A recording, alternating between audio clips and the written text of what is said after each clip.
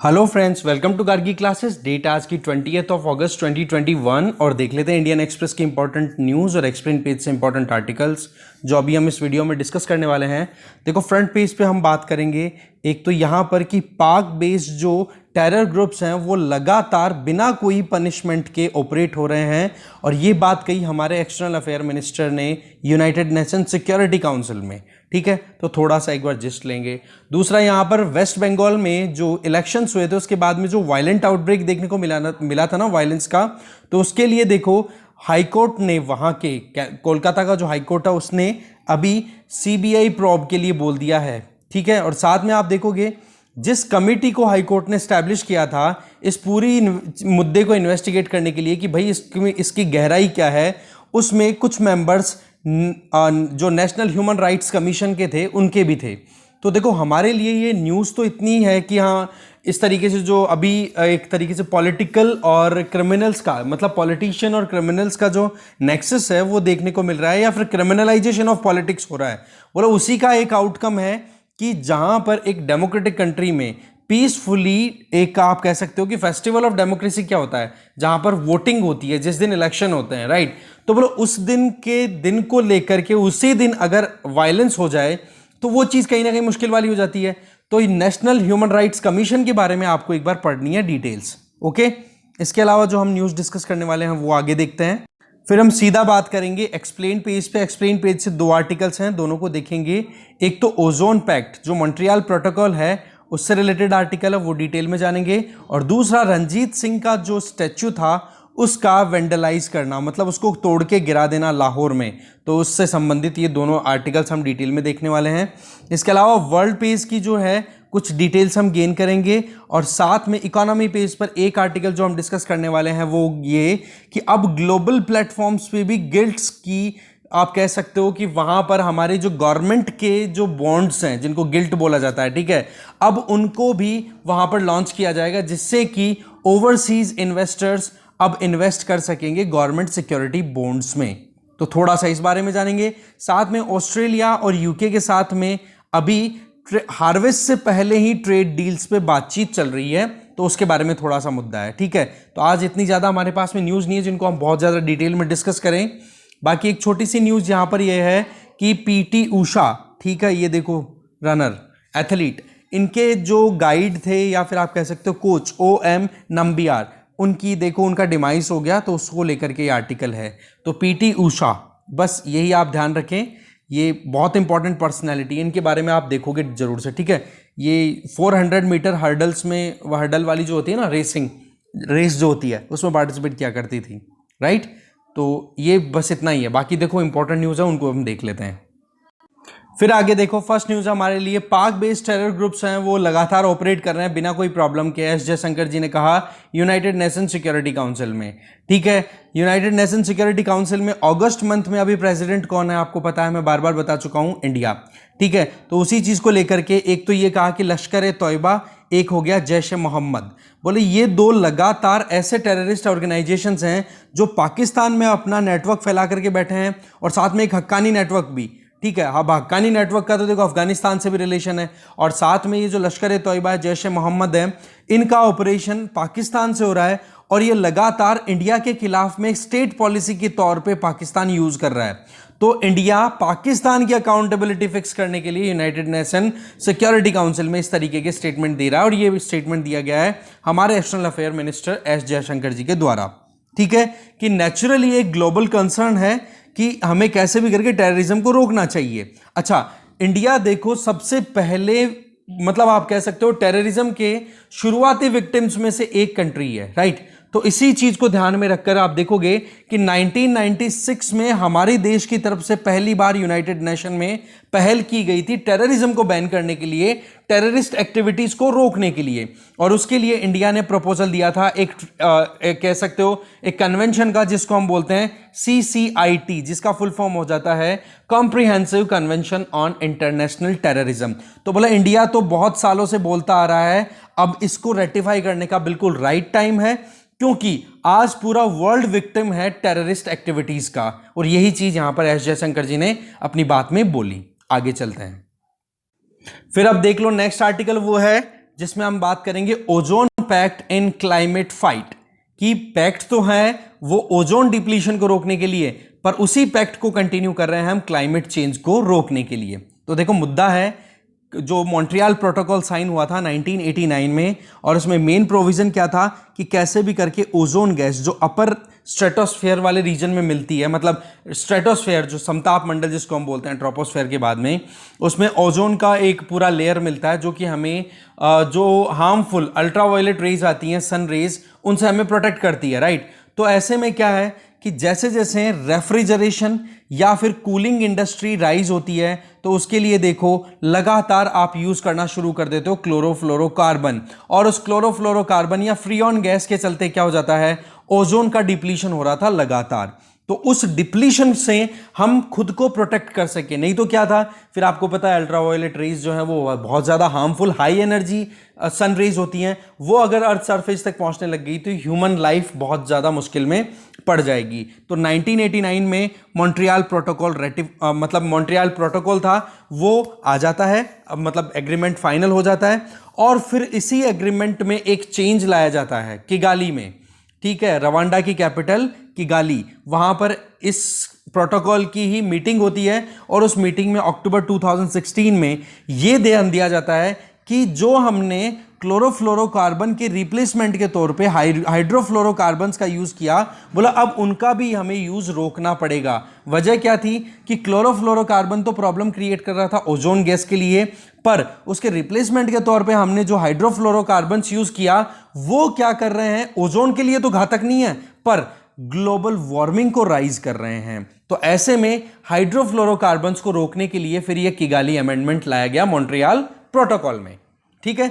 अब इसमें आप देखो कि हाइड्रोफ्लोरोकार्बन्स है ना, ये एक मिक्स होता है बहुत सारी गैसेस का, और इनमें अराउंड 22 ऐसी गैसेस हैं जो कि ग्लोबल वार्मिंग को राइज करने के लिए कैपेबल हैं। ये बात कही जा रही है यूनाइटेड नेशन एनवायरनमेंट प्रोग्राम के द्वारा। अब आप देखो HFCs जो है ना, ये जो हाइड्रोफ्लोरोकार्बन की गैसेज हैं, ये 2500 टाइम्स ज्यादा पोटेंट है कार्बन डाइऑक्साइड के कंपैरिजन में ग्लोबल वार्मिंग को राइज करने में। अब आप देख लो कि कार्बन डाइऑक्साइड जितनी ग्लोबल वार्मिंग राइज करती है ना, उसकी उसी क्वांटिटी में अगर आप हाइड्रोफ्लोरोकार्बन्स का यूज करो HFCs का, और वो अगर रिलीज कर दो एनवायरमेंट में, तो वो 2500 टाइम्स मोर ग्लोबल वार्मिंग करेंगी।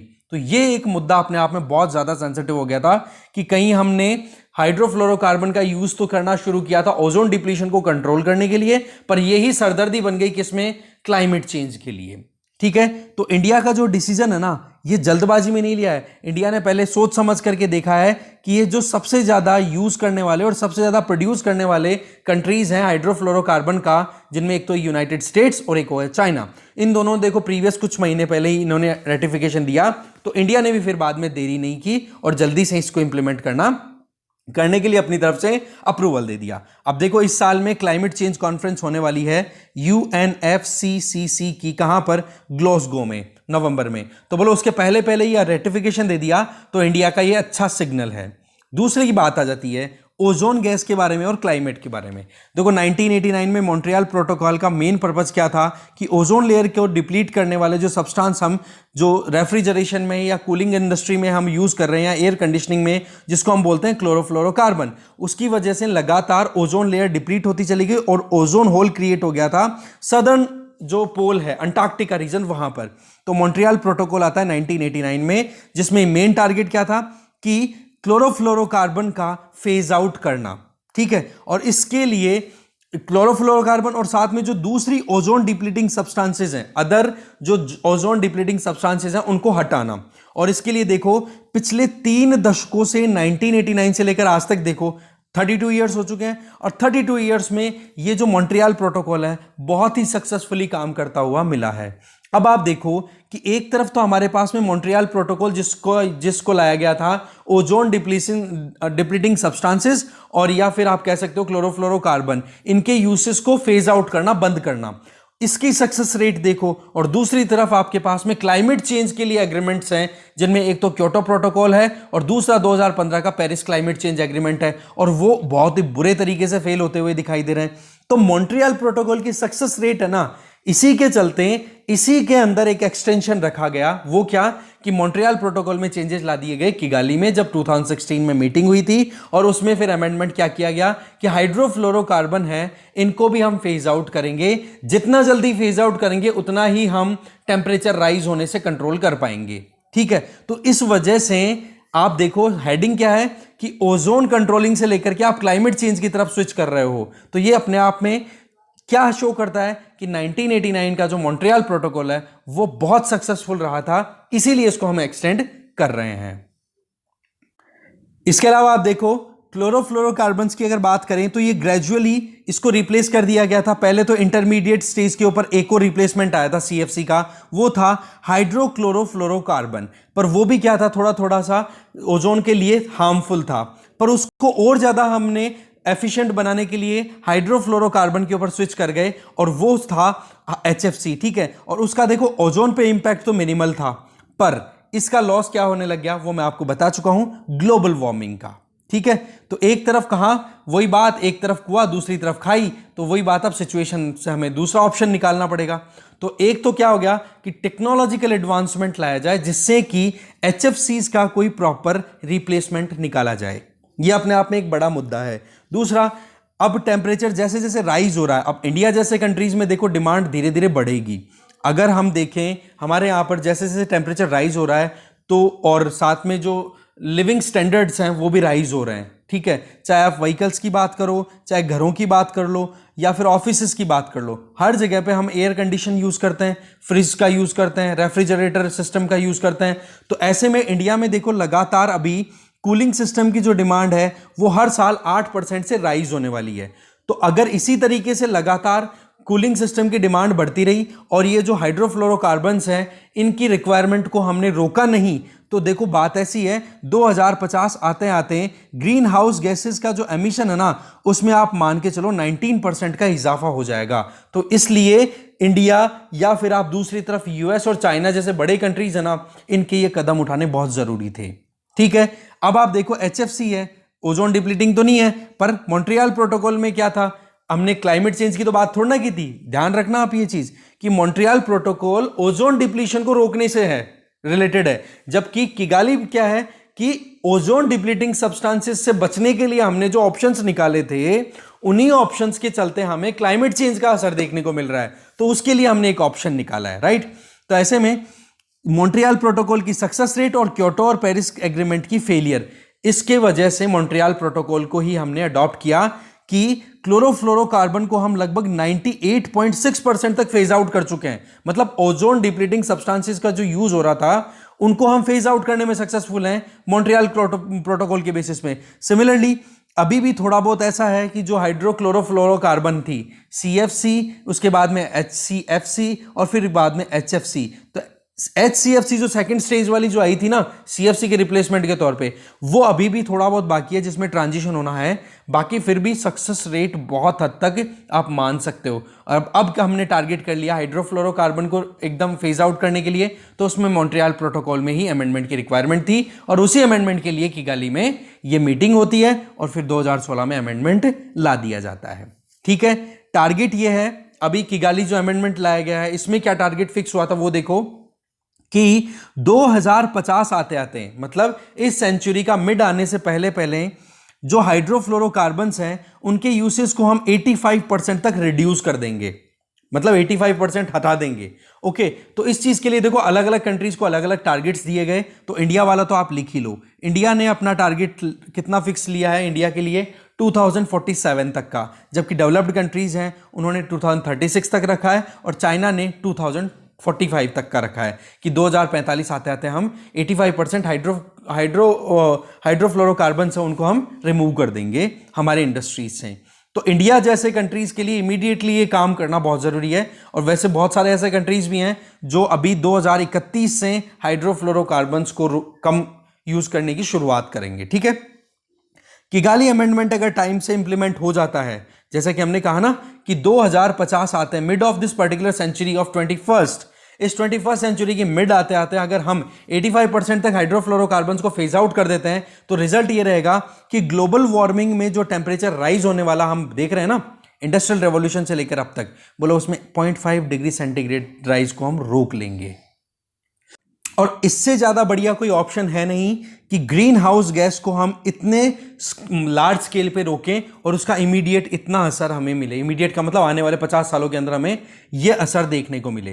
तो बोला पेरिस क्लाइमेट और ये जो टारगेट्स है ना, पेरिस में क्या टारगेट लिया गया था कि क्लाइमेट चेंज हो रहा है और उसको हम 2 डिग्री सेंटीग्रेड से ज्यादा ग्लोबल वार्मिंग को राइज नहीं होने देंगे प्री इंडस्ट्रियल टाइम के कंपैरिजन में। तो उसमें ये जो किगाली प्रोटोकॉल है ना, किगाली अमेंडमेंट, ये हेल्प कर सकता है। मॉन्ट्रियल प्रोटोकॉल का अच्छा खासा रिकॉर्ड रहा, इसीलिए इसको हम कंटिन्यू कर रहे हैं। ठीक है, साथ में आप देखो कि लगभग 135 billion tons of carbon dioxide equivalent emission को 1990 से लेकर 2010 तक तो already Montreal protocol phase out कर चुका है। सक्सेस रेट देखो आप कि 135 बिलियन टन कार्बन डाइऑक्साइड हम एक स्टैंडर्ड लेते हैं ग्लोबल वार्मिंग का जब भी बात आता है। ठीक है, तो ग्लोबल वार्मिंग में जब हम बात करें तो ग्लोबल वार्मिंग करने वाली बहुत सारी गैसेज हैं जिनमें क्लोरोफ्लोरोकार्बन है या फिर हाइड्रोफ्लोरोकार्बन है। इनकी अगर तो ओवरऑल बात करें ना, तो मॉन्ट्रियल प्रोटोकॉल का यूज करके 135 billion tons of carbon dioxide equivalent green house gases के एमिशन को हम ऑलरेडी फेज आउट कर चुके हैं 1990 से लेकर 2010, मतलब 20 साल के इंप्लीमेंटेशन में ही।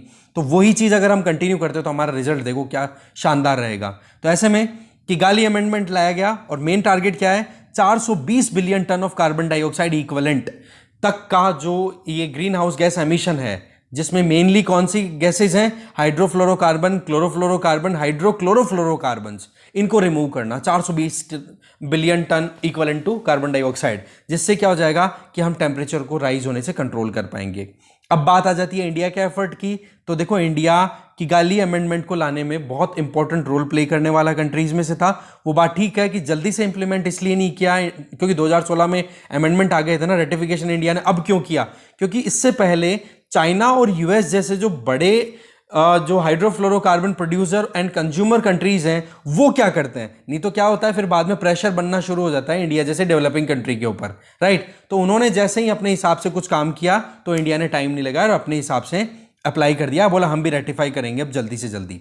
ठीक है, तो अब देखो किगाली का मेन आर्किटेक्ट होने के बावजूद इंडिया ने डिसाइड किया लेट करने के लिए, इसकी वजह मैं आपको बता चुका हूं।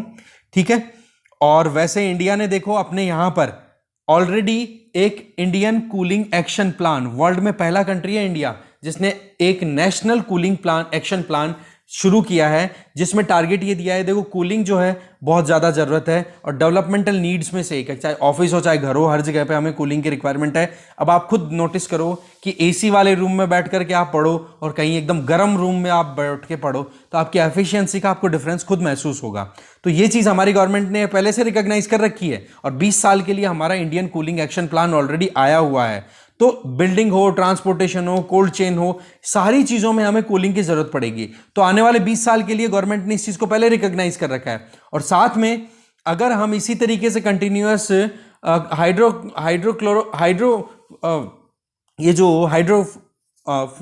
HFCs जो हैं इनका अगर हम कंटिन्यूअसली यूज करेंगे तो इसका नुकसान हमें लॉन्ग टर्म में देखने को मिलेगा। तो इसके लिए देखो ये जो इंडियन क्लाइमेट एक्शन प्लान है ना, इसका एम क्या है कि रेफ्रिजरेशन की जो डिमांड है ना ओवरऑल जितनी भी हो, अब सेंट्रलाइज हो जाती है ना कभी भी तो उसका फायदा बहुत होता है। तो ओवरऑल डिमांड जो है उसको हम 20 से 30% तक रिड्यूस करें आने वाले 20 सालों के अंदर। ठीक है, ये है ICAP। और ICAP जो है इसमें मेन काम होगा रिसर्च एंड डेवलपमेंट को और ज्यादा पुश प्रोवाइड करना और HFCs के कंपैरिजन में लो कॉस्ट ऑल्टरनेटिव्स डेवलप करना। और इसके लिए देखो Hyderabad based Indian institute of chemical technology और IIT बॉम्बे दोनों काम कर रही हैं। तो ये पैराग्राफ लास्ट वाला इंडिया वाला जो पोर्शन है वो बहुत ज्यादा इंपॉर्टेंट है, वैसे पूरा आर्टिकल इंपॉर्टेंट था ये। ठीक है, आगे चलते हैं। नेक्स्ट फिर एक्सप्लेन पेज पे ही आर्टिकल है, कंटिन्यू कर रहे हैं हम कि रंजीत सिंह, महाराजा रंजीत सिंह का ये जो स्टैच्यू था इसको क्यों वेंडलाइज किया, इसको क्यों तोड़ा फोड़ा गया। खैर इससे पहले हम देखते हैं क्या है मुद्दा। 9 फीट का एक ब्रॉन्ज से बना हुआ इक्वेस्ट्रियन मतलब घुड़सवार की सिचुएशन में एक स्टैचू जो कि महाराजा रंजीत सिंह का इंस्टॉल था। कहां पर? लाहौर में एक फोर्ट है उसको, और फोर्ट बनवाने वाला कौन था? अकबर। ठीक है, तो ये जो सिख एम्पायर है उसको स्टैब्लिश करने वाले इंडिविजुअल फाउंडर हैं। ठीक है, और जो इंडिविजुअल हैं जिन्होंने इनको इस स्टैचू को तोड़ा वो वहां पर पाकिस्तान में एक राइट इस्लामिक पार्टी है जिसका नाम है तहरीक पाकिस्तान, और उसके कुछ लोगों ने मिलकर के और उसको गिरा दिया। फिर देखो पॉलिटिकल बातचीत होनी शुरू होती है, वहाँ पर पाकिस्तान की लीडरशिप भी इसको गलत बताती है, तो हमारी तरफ से भी स्टेटमेंट जाता है कि पाकिस्तान में जो माइनॉरिटीज़ हैं उनके लिए इंटॉलरेंस बहुत ज़्यादा हो रही है, वहाँ पर बहुत मुश्किल हो रही है। तो होता क्या है, देखो इस तरीके से किसी भी देश में ये एक्टिविटीज़ होती है ना, तो उनकी जो इमेज है ना इंटरनेशनल प्लेटफॉर्म्स पे बहुत डाइल्यूट होती है, और पाकिस्तान का हाल आप जानते ही हो पहले से ही। अब बात कर लेते हैं रंजीत सिंह की। रंजीत सिंह जिनके जो पूरा टेन्योर था लाइफ का वो 1780 टू 1839 रहा, और इन्होंने लाहौर को जीता था 1799 में। कब? जब वहाँ पर मुगल एम्पायर जो थी वो बहुत हद तक डिक्लाइन करके ऑलमोस्ट ख़त्म ही हो चुकी थी, आप ये मानो, ठीक है। हिंदू मुस्लिम और सिख एलिट जिन्होंने वहाँ पर रूल कर रहे थे, उन्होंने रंजीत सिंह को इनवाइट किया कि आप आओ यहाँ पर रूल करो, कोई प्रॉब्लम नहीं है हमें, राइट। तो ऐसे में लाहौर सिटी को डेवलप करने में बहुत इंपॉर्टेंट रोल प्ले किया। वैसे तो देखो मुगल्स ने यहाँ पर, मुगल एम्पायर जब हुआ करती थी तो उस टाइम पर यहाँ पर लाहौर फोर्ट जो था वो डेवलप किया गया था, और फिर उसके बाद में जब महाराजा का पद संभाला रंजीत सिंह ने तो उस पंजाब में, तब उसके बाद में इस लाहौर वाले रीजन को और ज़्यादा उन्होंने डेवलप करवा दिया। वैसे देखो लाहौर बहुत ही ज़्यादा, एक तरीके से कह सकते हो बहुत ज़्यादा बर्बाद होया हुआ एरिया था, या आप कह सकते हो कि बहुत ज़्यादा डेवास्टेशन का सामना किया हुआ, आप कह सकते हो कोई सिटी हुआ करती थी एंशिएंट टाइम पे। वजह क्या थी कि जो अफगान रेडर्स थे वो सबसे पहले आते किधर थे लाहौर से होते हुए, और सबसे पहले वहीं पर तहस नहस करके बर्बाद करके फिर आगे बढ़ा करते थे। अब आप देखोगे जो एम्परर अकबर था उसने सबसे पहले लाहौर फोर्ट बनवाया था, वहाँ पर पहले कोई स्ट्रक्चर था मड ब्रिक से बना हुआ, और उसी को फिर बाद में एक्सपेंड कराया शाहजहां ने और औरंगजेब ने, और उसके बाद में आप देखते हो वहीं पर आप देख सकते हो कि कंटिन्यू अपनी सत्ता को संभाला रंजीत सिंह ने भी वहाँ पे। तो पाकिस्तान में एडमायरेशन की बात करें तो ऐसी बात नहीं है कि वहाँ पर बिल्कुल भी रंजीत सिंह का कोई वो नहीं है। आप देखो यूट्यूब के ऊपर वहाँ के पाकिस्तानी लोग जो है सोशल मीडिया के ऊपर बहुत ज़्यादा प्रमोशन करते हैं, ये सारी चीज़ें और चीज़ें बताई हुई है। और बाकी कल परसों एक कमेंट आया था, वो कमेंट हो सके तो मैं रिपीट कर दूंगा या फिर आप देख लो। रंजीत सिंह के बारे में पढ़ना जरूरी है, ये मैं पहले बता चुका था, आप देख लो एक्सप्लेन पेज पे आ गई वो न्यूज़, ठीक है। एक चीज़ ध्यान रखना हमेशा, एक न्यूज़पेपर को फॉलो करने के फ़ायदे, मतलब आप थोड़ा सा डिफरेंस तो फील करो कि आप किसी एक न्यूज़पेपर को फॉलो करते हो ना तो आपको इन डेप्थ नॉलेज मिलती है। और कम से कम ये इंडियन एक्सप्रेस या फिर द हिंदू, ये उस लेवल के न्यूज़पेपर है जो कि आपको पहले न्यूज़ देंगे, फिर उस न्यूज़ से संबंधित एक्सप्लेनेशन देंगे, और फिर और कुछ ज़्यादा इंपॉर्टेंट पॉइंट है वो तो उसके ऊपर आपको एडिटोरियल्स भी मिल जाएंगे, तो वो टॉपिक आपका थॉरली कवर होता है। तो एक न्यूज़पेपर तो ज़रूर पढ़ना चाहिए अगर आप किसी भी एग्ज़ाम की प्रिपरेशन करो, कम से कम सिविल सर्विसेज की प्रिपरेशन करने वाले को तो ये करना ही चाहिए। और इसी चीज़ के लिए मैं पीपीटीज पे ज़्यादा रिलाई नहीं कर रहा हूँ, वजह कि जब न्यूज़पेपर एक्सप्लेन हो जाए, न्यूज़पेपर का पूरा कॉन्सेप्ट समझ में आ जाए, तो फिर पीपीटी बनाना तो आप भी कर सकते हो ना, है कि नहीं। आगे चलते हैं। देखो फिर इकोनॉमी पेज पे एक आर्टिकल तो ये है कि हमारे जो कॉमर्स मिनिस्टर हैं, ठीक है, पीयूष गोयल जी, उनका ये स्टेटमेंट है कि हम जल्दी ही फाइनलाइज कर रहे हैं ट्रेड डील्स को लेकर के ऑस्ट्रेलिया के साथ में और यूके के साथ में बातचीत चल रही है। कैसी trade? Early harvest. Early harvest का मतलब कि भाई अब हमारे यहाँ पर खेती हो रही है, अब खेती की कटाई से पहले, हार्वेस्ट से पहले ही हम डील कर लें, जिससे कि हमारे एग्रीकल्चर कमोडिटीज़ को पहले ही एक्सपोर्ट करने की व्यवस्था हो जाए। तो किससे क्या होगा? फार्मर्स को बेनिफिट होगा। तो ऑस्ट्रेलिया और यूके दोनों के साथ में बोला बातचीत चल रही है। इंडिया देखो अभी इंटरनेशनल ट्रेड के अंदर लगभग 11,000 गुड्स के अंदर ट्रेड करता है। तो टारगेट शुरुआत तो किससे है? एग्रीकल्चरल कमोडिटीज़ हैं, या फिर आप कह सकते हो कि मेन जो हार्वेस्ट हो उससे पहले पहले ही हम उन कमोडिटीज़ के बारे में ट्रेड डील पहले ही साइन कर लें, और फिर उसके बाद में एक्सपोर्ट इंपोर्ट जो भी हमें करना है वो हो जाए। और उससे अल्टीमेट जो टारगेट है वो क्या है? That is free trade agreement. अब फ्री ट्रेड एग्रीमेंट में क्या होता है कि दो एंटिटीज़ इंटरनेशनल प्लेटफॉर्म में, वो दो कंट्रीज हो सकते हैं, दो यूनियन हो सकती है, कुछ भी हो सकते हैं, ठीक है। तो ए और बी दो एंटिटीज़, यहाँ पर इंडिया और ऑस्ट्रेलिया की अगर बात करें तो अगर दोनों के बीच में फ्री ट्रेड एग्रीमेंट साइन होता है ना, तो ऐसे में इंडिया के लिए, यहाँ पर मैं इंडिया लिख देता हूँ, यहाँ पर ऑस्ट्रेलिया लिख देता हूँ, राइट। तो ऐसे में इंडिया के लिए ऑस्ट्रेलिया का मार्केट भी बहुत ज़्यादा एक्सेसिबल हो जाएगा। तो ऑस्ट्रेलिया के प्रोडक्ट्स के लिए इंडिया को भी अपना मार्केट ओपन करना पड़ेगा। बोले ये हैंड इन हैंड एक्सरसाइज है। इसका मतलब ये नहीं है कि केवल इंडिया फायदा उठाएगा, नहीं, इसके लिए इंडिया को भी अपना मार्केट ओपन करना पड़ेगा, जिससे ऑस्ट्रेलियन प्रोडक्ट्स हैं वो भी इंडिया में आ सके। देखो यूएसए के साथ में भी ऐसी बात नहीं है कि बात ना हो रही हो, नई ट्रेड एग्रीमेंट्स के ऊपर बात हो रही है, पर अभी वहाँ पर थोड़ा सा ऐसा है कि टैरिफ को लेके, नॉन टैरिफ को लेके जो बैरियर्स लगाए जाते हैं, तो बोलो उनको लेकर के यूएसए थोड़ा कंटेंशियस है। इसके अलावा यूरोपियन यूनियन, कनाडा, यूएई, इनके साथ में भी हम बोला एंगेजमेंट में कंटिन्यूसली कर रहे हैं कि कैसे भी करके फ्री ट्रेड एग्रीमेंट की तरफ हम पहुंचे तो उसका फायदा फिर दोनों काउंटर पार्ट्स को हो जाएगा। ठीक है, आगे चलते हैं। फिर देखो नेक्स्ट आर्टिकल आ जाता है, gilts set to go global, overseas investors go another channel. Simple सी बात क्या है वो देख लो, अंग्रेजी बड़ी होगी, अब समझ लो आप कि फाइनेंशियल मार्केट रेगुलेशन डिपार्टमेंट जो कि आरबीआई के अंडर में काम करता है, financial market regulation department of RBI, उन्होंने इस चीज की जिम्मेदारी ली है कि अब क्या है कि गवर्नमेंट जो बॉन्ड्स रिलीज करती है, जिसको हम गवर्नमेंट सिक्योरिटीज बोलते हैं, जिनको गिल्ट्स बोला जाता है, मतलब अच्छी क्वालिटी के बॉन्ड्स। गिल्ट का मतलब हो गए अच्छी क्वालिटी के बॉन्ड। इसका मतलब कि अगर इन बॉन्ड्स को कोई परचेज करता है तो इन पे रिटर्न अच्छा मिलने का स्कोप है, डूबने का चांस बहुत कम है। तो गवर्नमेंट सिक्योरिटीज जो हैं बोला उनको भी हम इंटरनेशनल सेटलमेंट्स में भी अब लॉन्च करेंगे। दैट मीन्स कि अब केवल इंडिया में ही मतलब इंडियन इन्वेस्टर्स ही गवर्नमेंट सिक्योरिटीज में इन्वेस्ट करते हैं, ऐसा नहीं रहेगा। आने वाले टाइम पे अब जल्दी ही जो इंटरनेशनल प्लेयर्स है ना, वो ओवरसीज इन्वेस्टर्स हैं, अब वो भी इन्वेस्ट कर पाएंगे गवर्नमेंट के डेट पेपर्स में, जिनको हम गवर्नमेंट सिक्योरिटी बोलते हैं, जिनको हम गिल्ट बॉन्ड बोलते हैं। ये चीज है मेन। ठीक है, अब बाकी तो चीजें यही समझाई हुई है कि गवर्नमेंट जो है जल्दी से अपनी खुद की जो डेट सिक्योरिटीज है वो इंटरनेशनल यूरोक्लियर प्लेटफॉर्म्स के ऊपर लॉन्च करने वाली है।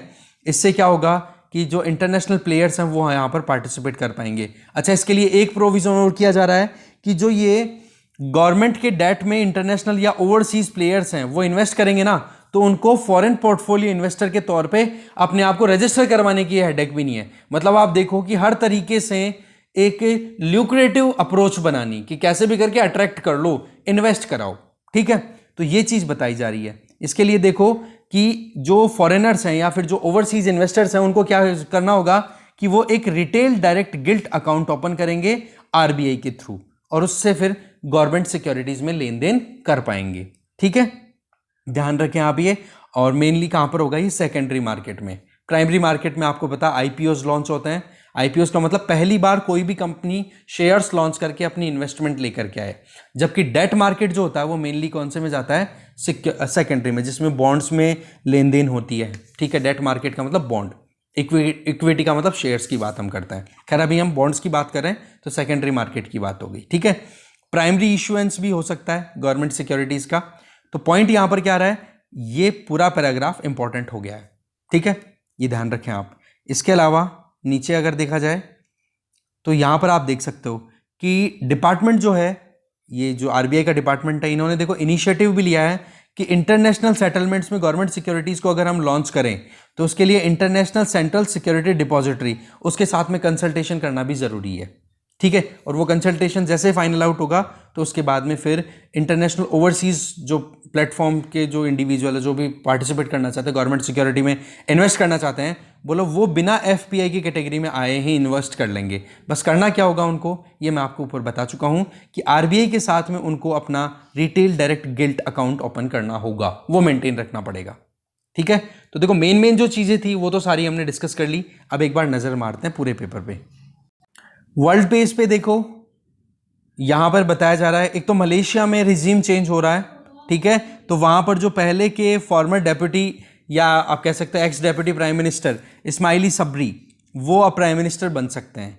ठीक है, दूसरा जो बाइडेन का एक स्टेटमेंट आया जिसमें ये बोला गया कि अफगानिस्तान से भी अब बहुत ज़्यादा ऐसे एरियाज हैं, सेंसिटिव एरियाज है, जहां पर अब यूएस को ध्यान देना पड़ेगा। और उसमें मेन बताया जा रहा है, बोला आईएस जो है, आईएस, ठीक है, Islamic state of Iraq and Syria, जिसको दूसरे नामों से भी जाना जाता है, लेविटेंट समथिंग, है ना, ISIL। तो बोला इसको टैकल करना हमारे लिए एक सरदर्दी है, ये बताया जा रहा है। अब ये देखो बाईपास है, अब डायरेक्ट तो कैसे कह दे कि भाई चाइना को टैकल करना है हमें। ठीक है, खैर फिलहाल जो बाइडेन का जो स्टेटमेंट है वो हम जाने। तो बोला ISIS की अलग अलग ब्रांचेस, अलकायदा की अलग अलग ब्रांचेस अभी ऑपरेट हो रही हैं दुनिया के दूसरे देशों में भी, बोला उनको कंट्रोल करना हमारे लिए बहुत ज़्यादा ज़रूरी है। ठीक है, इधर आप देखो यूनाइटेड नेशन का एक डॉक्यूमेंट रिलीज हुआ जिसमें यह बताया कि तालिबान लगातार इस सर्च में लगा हुआ है कि कौन से इंडिविजुअल्स ने फॉरेन फोर्सेस की हेल्प की थी तालिबान के अगेंस्ट में। इधर आप देख सकते हो चाइना अभी तिब्बत को जब एनेक्स कर लिया और वहां पर जब से कम्युनिस्ट रूल आया, लगभग 70 साल हो चुके हैं, तो बोले 70 साल के अंदर तिब्बत की बहुत ज़्यादा प्रोग्रेस इंश्योर हुई है, समथिंग वो बताया जा रहा है। तो तिब्बत को एनेक्स करने के 70 साल हो गए, ये चीज़ इस आर्टिकल में बताई जा रही है। ठीक है, मोटी मोटी चीज़ें। और तो भाई देख लो। अच्छा, हरिकेन्स और इनके बारे में एक बार आप जरूर पढ़ोगे ज्योग्राफी में। जो ट्रॉपिकल साइक्लोन्स हैं उनको क्या क्या बोला जाता है, मैं यहीं पे बताने की कोशिश करता हूं। साउथ चाइना या चाइना सीज में जो आते हैं उनको देखो टाइफून्स बोला जाता है। हमारे यहां पर जो आते हैं इंडिया में, इंडियन ओशियन में, चाहे अरेबियन सी हो चाहे बे ऑफ बंगाल हो, हम उनको साइक्लोन बोलते हैं। अगर इधर बात करो ऑस्ट्रेलिया में ट्रॉपिकल साइक्लोन्स को विली विली बोला जाता है। और उधर आप चले जाओगे कैरेबियन ओशियन की तरफ, कैरेबियन सी की तरफ, या आप कहो कि अटलांटिक ओशन जहां पर ट्रॉपिकल रीजन है, उस वाले एरिया में जो वहां पर ट्रॉपिकल साइक्लोन्स आते हैं उनको उधर बोला जाता है हरिकेन्स। ठीक है, तो ये अलग अलग रीजनल नेम्स हैं। ऐसे क्वेश्चन आ जाते हैं कई बार, मैच द फॉलोइंग में, इस तरीके से। ठीक है, बाकी और जो इंपॉर्टेंट न्यूज़ थी मेन तो देखो हमने देख ही लिया। बाकी फ्रंट पेज पे कुछ एक इंपॉर्टेंट न्यूज़ ऐसी भी थी जिसमें कि बोला वैक्सीनेशन की स्पीड कम है, तो इंडिया की जो ग्रोथ रेट है वो 9.6 ना रह करके 9.4% रहेगी। ये ऐसी बातें बताई। ये देखो शॉर्ट टर्म है, इतना कुछ इंपॉर्टेंट बनता नहीं है। और तो बाकी आप एक बार खुद नज़र डाल लेना, सुबह न्यूज़पेपर शेयर कर ही दूंगा मैं। ठीक है, thank you very much for watching this video.